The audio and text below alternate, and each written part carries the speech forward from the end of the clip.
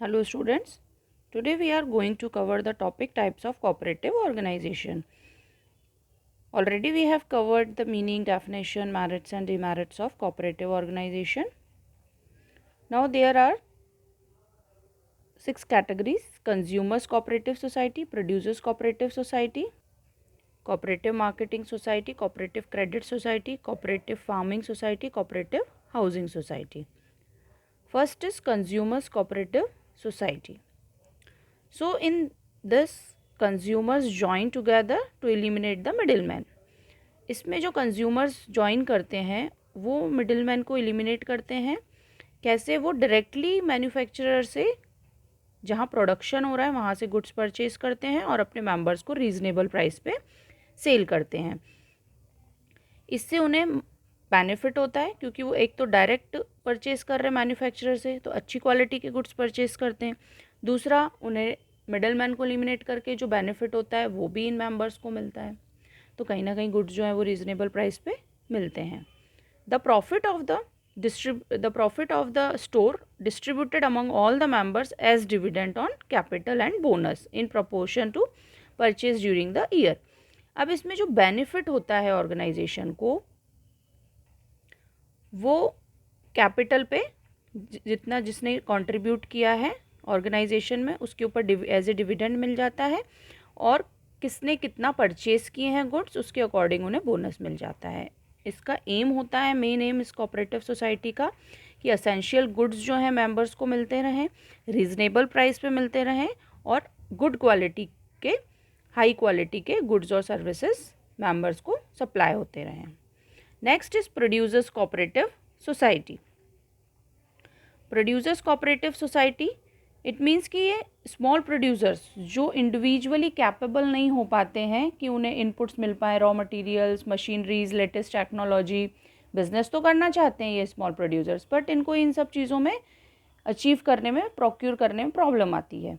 तो ये दो टाइप्स की होती हैं प्रोड्यूसर्स कोऑपरेटिव. एक वो होती है जिसमें प्रोड्यूसर्स जो हैं, जो मेंबर्स हैं, वो प्रोड्यूसर्स को रॉ मटेरियल, इनपुट्स और मशीनरी प्रोवाइड कराते हैं, और एक होते हैं कि ये जो प्रोडक्शन करते हैं प्रोड्यूसर्स, ये उनसे लेके गुड्स को सेल कर देते हैं. तो ये दो टाइप की होती हैं प्रोड्यूसर्स कोऑपरेटिव्स, और इनका जो एम होता है वो होता है क्या? सप्लाई करना रॉ मटेरियल्स, स्टडी सप्लाई होता रहे रीजनेबल प्राइस पे. रॉ मटेरियल्स हैं, इनपुट्स हैं, मशीनरीज हैं, और to provide latest machinery and new technology of production to ensure smooth distribution and sale of goods produced by members. अब ये जो प्रोड्यूस कर रहे हैं स्मॉल प्रोड्यूसर्स, इनके गुड्स को प्रॉपर मार्केट मिलता रहे, है ना, और इनको डिस्ट्रीब्यूट करते रहें ये गुड्स. एक ये, और एक हेल्प करें प्रोड्यूसर्स को कि वो सिर्फ अपना प्रोडक्शन पे ही कॉन्सेंट्रेट करें. So these are the objectives of producers cooperative society. Next है cooperative marketing society. Now the cooperative marketing society consist of, इसे भी जो प्रोड्यूसर्स हैं जो अपने गुड्स को सेल नहीं कर पाते हैं मार्केट में, वो फॉर्म करते हैं. The output of all the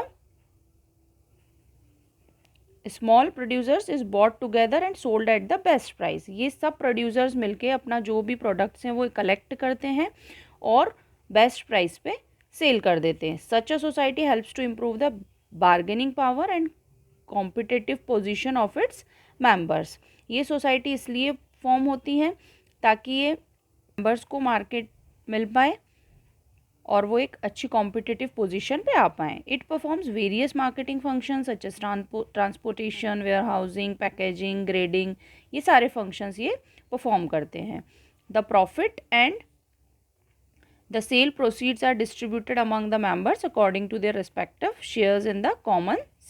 The profit and the sale proceeds are distributed among the members according to their respective share in the common sales pool. The main objectives of marketing cooperative society. अब इसमें जो profit है वो किसने कितना contribute किया है, कितनी कितनी सेल की है, उसके अकॉर्डिंग उन्हें मिल जाता है. और इसका जो ऑब्जेक्टिव है वो है to ensure a steady and favourable market for the output of its members, कि मार्केट में उनको जगह मिल पाए इन गुड्स को सेल करने की, बेस्ट प्राइस पे, अच्छे प्राइस पे जो आउटपुट्स हैं, प्रोडक्ट्स हैं वो सेल हों. ट्रांसपोर्टेशन, वेयर हाउसिंग, पैकेजिंग, ये सारी सर्विसेज उन्हें मिलती रहें to ensure honest trading practices in weighing, measuring and accounting. Honest practice हो, कोई उसमें मेल प्रैक्टिसेस ना हो.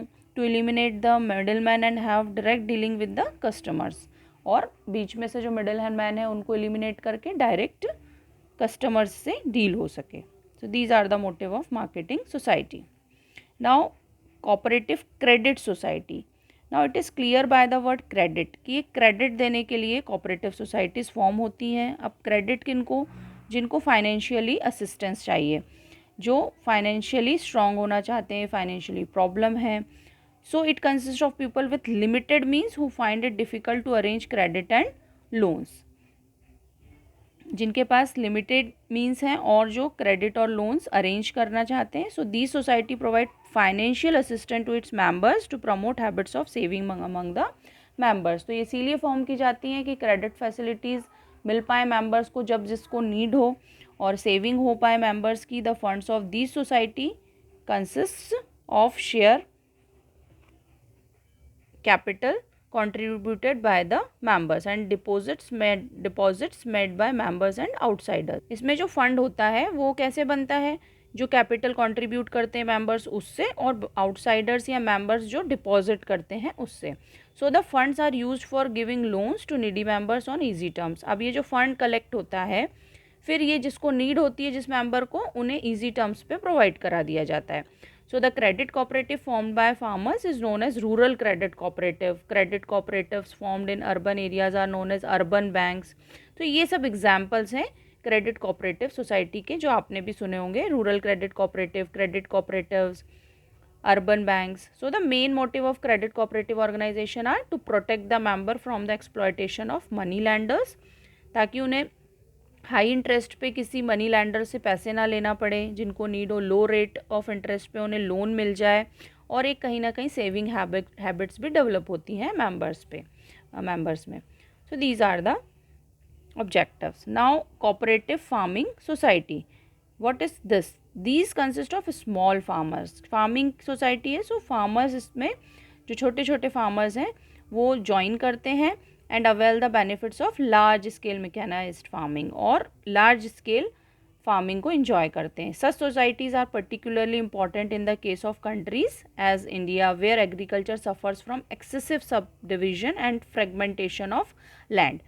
The farming cooperative society is also known as an agricultural cooperative. The main objective of farming cooperatives are, अब ये जो है वो स्मॉल फार्मर्स मिलके इसे फॉर्म करते हैं ताकि वो लार्ज स्केल मैकेनाइज्ड फार्मिंग को एंजॉय कर सकें. स्पेशली इंडिया जैसी कंट्री में ये ज़्यादा वर्क करती हैं कोऑपरेटिव फार्मिंग सोसाइटी, क्योंकि यहाँ पर एग्रीकल्चर वर्क ज़्यादा है और डिवीज़न बहुत ज़्यादा है. फार्मर्स को उतना, हम भी जानते हैं कि उतने बेनिफिट्स उतने मिल नहीं पाते हैं. छोटे छोटे फार्मर्स ज़्यादा हैं, छोटे से लैंड है उनके पास, उन्हें कल्टीवेट करने के लिए उन्हें जो भी नीड होती है वो ये प्रोवाइड कराती हैं. अब इसका जो ऑब्जेक्टिव है वो है helping the farmers to get the benefit of mechanised farming, है ना. मैकेनाइज्ड फार्मिंग मीन्स जो लेटेस्ट टेक्नोलॉजीज़ हैं या जो मशीनरीज़ हैं वो उन्हें प्रॉपर मिल पाएँ इन फार्मर्स को, जो स्मॉल फार्मर्स को नहीं मिल पाती हैं. उन्हें सीड्स, फर्टिलाइज़र्स, इरीगेशन फैसिलिटीज़ मिल पाएँ, मॉडर्न टेक्निक्स मिल पाएँ, सोशल और इकोनॉमिक सिक्योरिटी मिल पाए इन स्मॉल फार्मर्स को. So these are the motive of cooperative farming society. The last one is cooperative housing society. It is clear by the word housing that these societies are formed to provide residential accommodation to their members. ये housing facilities they provide करने के लिए members को form होती हैं. और ये जो सोसाइटीज़ हैं ये क्या करती हैं, परचेज़ करती हैं बहुत बड़े प्लॉट्स लैंड पे और कंस्ट्रक्ट करती हैं फ्लैट्स, और फिर इन्हीं मेंबर्स को इजी इंस्टॉलमेंट और टर्म्स पे सेल कर देती हैं. So some housing cooperative provides loan to their members for providing houses, और कुछ ऐसी भी हैं जो लोन प्रोवाइड करती हैं मेंबर्स को ताकि वो हाउस बिल्ड कर पाएँ, बना पाएँ. These societies are very popular in urban areas. The main objective of housing cooperative societies, हमने भी सुना है इनका नाम. जैसे इनका जो मेन मोटिव होता है वो क्या होता है, अकोमोडेशन प्रोवाइड करना, मेंबर्स को घर मिल पाए, लोअर कॉस्ट पे मिल पाए, रोड्स और पार्क्स और स्ट्रीट लाइट्स, पार्किंग, ये सारी फैसिलिटीज़ उनको प्रॉपर जहाँ उनका घर है वहाँ उनको मिल पाए. So these are the objectives of cooperative housing society. I hope this is clear.